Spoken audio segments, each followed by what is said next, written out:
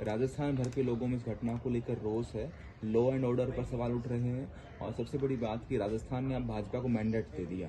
जी क्या होना चाहिए, क्या अभी तक हुआ है, क्या आपके पास फीडबैक है? जी बिल्कुल। कल जो घटना हुई थी हमारे राष्ट्रीय करणी सेना के अध्यक्ष श्री सुखदेव जी गोगामेडी जी के साथ जो कल हुआ, उनकी हत्या हुई, उनके घर के अंदर घुसकर उनकी हत्या की गई जयपुर में, राजधानी में।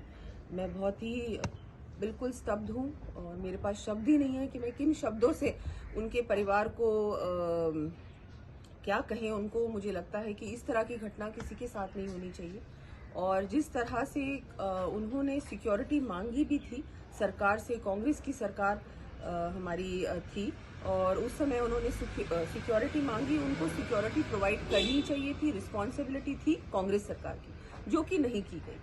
और उसके बाद जो जिस तरह से उनके साथ जो हुआ, परिवार को मैं संवेदना व्यक्त करती हूँ।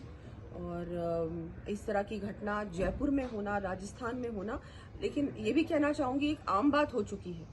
गैंग वॉर्स होना राजस्थान में जो कभी किसी ने सुना भी नहीं था, अब इन 5 सालों में कांग्रेस रूल में इस तरह की घटनाएं आम बात हो चुकी है और law and order completely fail. जिस तरह से जिस व्यक्ति ने सिक्योरिटी मांगी आपसे, उनको लगातार थ्रेट्स मिली थी, उन्होंने एक इंटरव्यू में भी इस बात को कहा है, उसके बाद भी गवर्नमेंट ने सिक्योरिटी उनको नहीं प्रोवाइड की। इस तरह की ये रवैया जो कांग्रेस सरकार का रहा है, ये इतना ज्यादा निंदनीय है। उनको तो मुझे लगता है कि अब ये हो चुका, अब राजस्थान में ये हुआ, कल ये घटना हो गई, इसके बाद वो क्या कहेंगे, किस मुंह से वो लोग ऑपोजिशन में भी रह सकते हैं।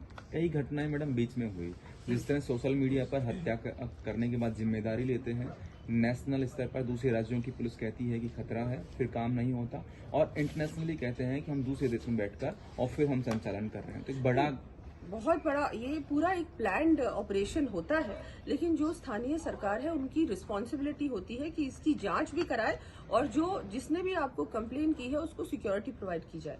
कल मैंने डीजीपी से भी बात की, राजस्थान पुलिस, उन्होंने मुझे पूरी तरह से आश्वस्त किया कि नहीं, हम लोग कमिश्नर से भी बात की कि हम लोग जल्द से जल्द इन लोगों को पकड़ेंगे। मैं तो ये अभी शायद कुछ अरेस्ट भी हुए हैं, लेकिन अरेस्ट के बाद इस पे तुरंत कार्रवाई होनी चाहिए, फास्ट ट्रैक में इसको लेना चाहिए इस केस को, और इन लोगों को फांसी की सजा होनी चाहिए, उससे कम कुछ नहीं।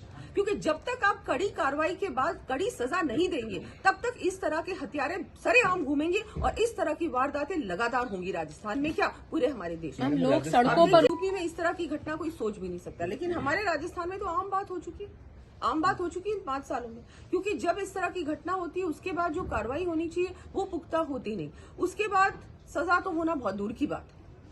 मैम, लोग सड़क पर हैं, कुछ अपील करना चाहती हैं लोगों को मैं ये कहना चाहूंगी कि आप शांति बनाए रखें।